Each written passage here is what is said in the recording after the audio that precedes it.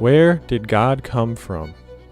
And by this, I don't mean to say that I believe in a God and wish to know how this supernatural being came to be.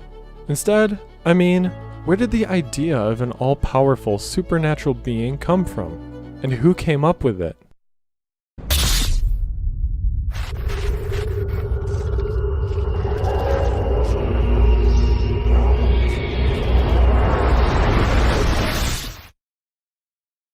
Humans are the most intelligent species on the planet.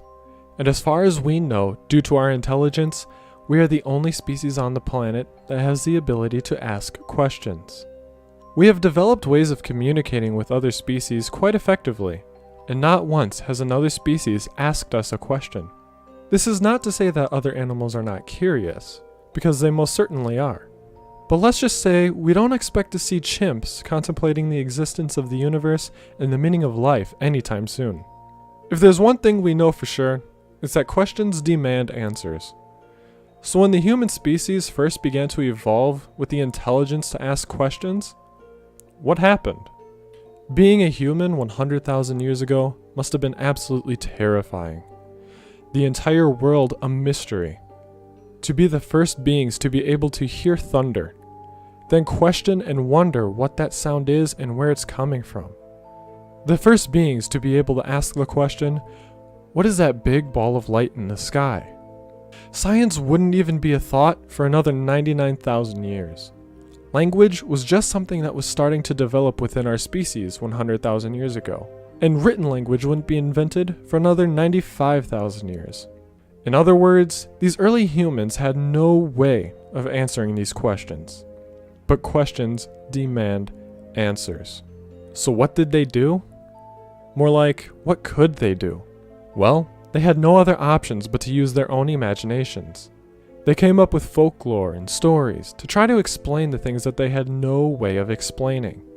The big ball of light in the sky? Why, that's the great being, the provider of light, warmth, and protection from nighttime predators. We are so grateful for this great being. And the rain and the thunder? Well, the great being must be mad at us. It covers itself up with the clouds and yells at us from above. And thus, the first religions were born. Sound familiar? But of course, no one nowadays worships the sun. Religion has been constantly changing and evolving as humans have learned more and more about the natural world. And religion must keep changing if it wants to try and stay relevant in the modern world. We eventually figured out that the sun is not a supernatural being, but rather a burning ball of hydrogen 93 million miles away. We eventually figured out that thunder and rain are not caused by an angry god, but rather caused by certain atmospheric conditions. What was once scary and unexplained is now common knowledge.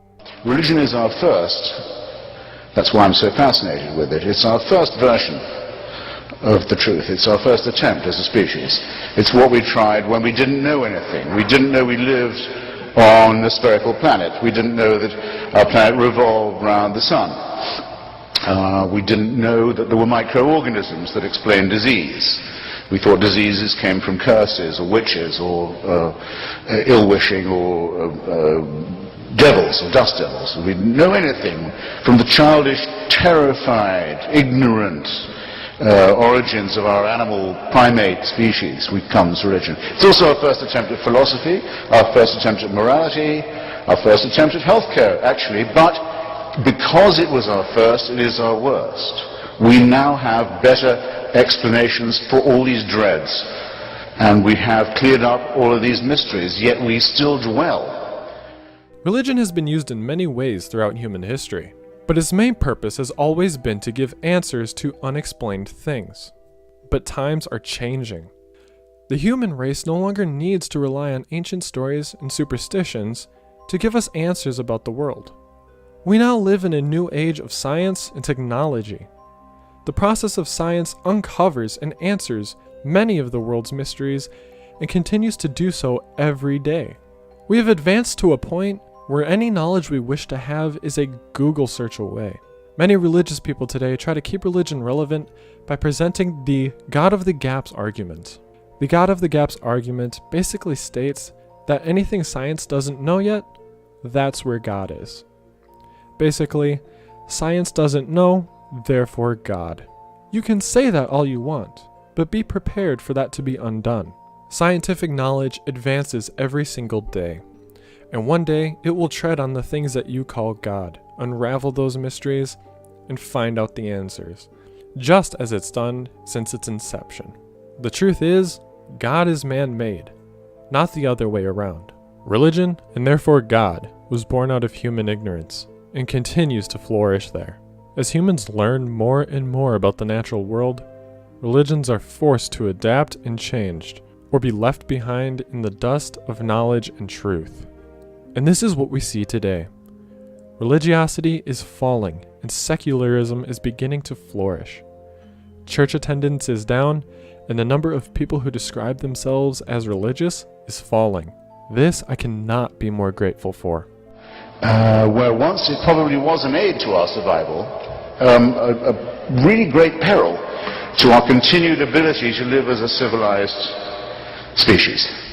Thus, it seems to me that in point of its proposing of a totalitarian solution to what is after all a real problem, to its ghastly reliance upon the supernatural rather than the much more miraculous, much more beautiful, much more elegant, much more numinous, much more harmonious natural explanations.